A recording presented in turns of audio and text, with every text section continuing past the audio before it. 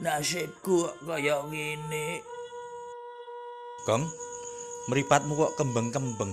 Kowe iki arep nang ngendi? Aku ki goleki sampeyan. Selora, Pakde. Iya, Gong. Ana apa? Iki lho, Pakde. Aku ki lagi mangkel tenan karo bojoku. Ora kuat aku, Dik. Mulane tak tinggal minggat. Yen, kebangetan tenan kok. Lah kok nganti minggat? Masalah iki apa? Masalahe aku ki disepelekke karo bojoku, Pakde. Piye le ora nesu, ora mangkel. Angger aku bar mulih nyambut gawe. Bojoku isih jenggleng nonton TV. Nanti sinetrone rampung. Bengi wayahe mapan turu. Wis mlumah. Karo liyer-liyer ya isih nyekeli HP nonton drakor. Bareng wis merem, sing didekep ya mung HP ini. Aku ki wong lanang, ning kok blas ora diajeni. Direwangi kesel nyambut gawe. Neng omah bojoku malah kaya ngono.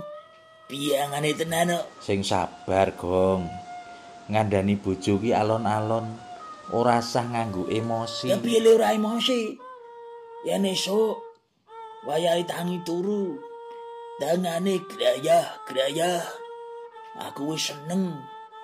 Tak kira goleki aku Mas Bagong bojo tersayang.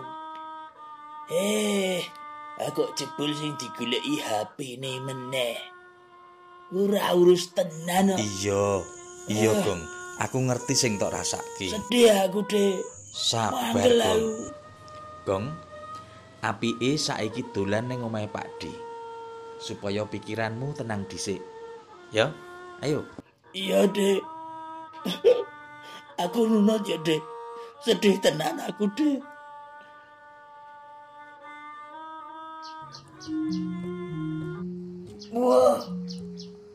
Wah, Jian. Seger tenan ya, Dik ya. Wah, rasane anyes tenan. Nang isor wit-witan. Iyup. Suwejuk. Wah, penak tenan iki, Dik. Yo, kaya ngene iki, Gong. Omahku ora magrong-magrong. Aku dudu wong sugih. Nanging uripku tansah ayem tentrem, Gong. Ya kok iso? Ora sugih, kok iso ayem tentrem Sakjane piye? kabeh wong kuwi iso, Gong. Urip kuwi sak madya wae. Ora sah neko-neko, sing penting sandang cukup, mangan cukup. Sik, Pakde. Tak tekan. Aku ki sugih. Gajiku dhuwur. Anak bojoku tak ragati. Tak turuti apa wae penjaluki. Ning kok aku ora iso ngrasake tentrem ngopo ya, Pakde? Kowe Sebab kudu apa ngerti, ya? Gong. Kudu ngerti Judeg aku. apa sebabe. Kuwi mau, Gong. Ora wis ketemu to sebabe. Maksudku Biasane yen uwong rumangsa sugih bondo kadonyan, sing dipikir ki mesti mung kepinginan, dudu kebutuhan. Iya apa ora? Heeh ya, Pakde. Yen kepinginan kuwi ora iso mandeg. Nanging yen kebutuhan yen wis cukup, ya wis cukup. Gari digunakake utawa dinikmati sak perlune. Ngono lho, Gong. Wah, super tenan. Pakde Kindo pancen inspiratif. Ya senajan YouTube ndelak-bluk. Iso ngece kowe, Gong. Nanging top tenan, Pakde.